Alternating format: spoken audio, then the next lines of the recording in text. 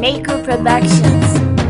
A zahirin ƙauna fahida kin gabe ni da komai, kika ja ni jikin ki fahida lokacin da ba ni da komai, kika yi ruwa da zaki kika ce daga kaina babu mai bambarin ki fahida kai ki zan iya rasa komai. A lokacin kowa ya wuce ne kin ka ja ni jiki, kika bani duka kulawa dole na gurbacin raki. Wa za ya taba ki fahida na gyale dole in dau mataki. Sanadin kina samu mai guna babu kamar ki, kika bani rayuwa mai kyau ne da yanzu kin bani gata. Kin kula da duk al'amura na har cikin rayuwata, ganin ki ya bore mun bakin cikin da ke zuciyata.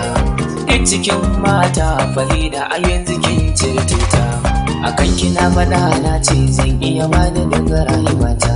Ita ce ake faɗa a koda yaushe ake tafa abin kwatance, kun maza suka ganta a koda yaushe sai su zauce. Da kaga fahida cikin mata da bunsu sai ka dace, dan fahida cikin mata ka ganta kwanta zuci. Zubin ki ne daidai fahida ana ta san barka, na yi dacen iya kyakkyawa ga sura irin albarka. Kaɗan ta ce maza suke kallo ka gansu da yin kuka.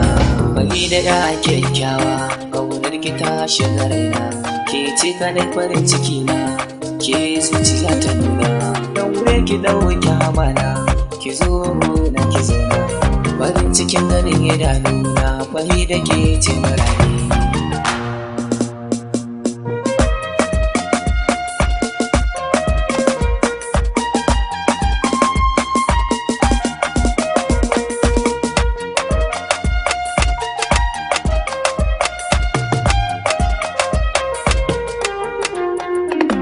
Hakika san ki fahida ya mun sansani bi a raina, don wuya zanabi fahida bambarin ki a raina. Wasiya ta gare ki fahida ki karbi da wadarina, tuwa idan ta zo fahida ki can kabarina.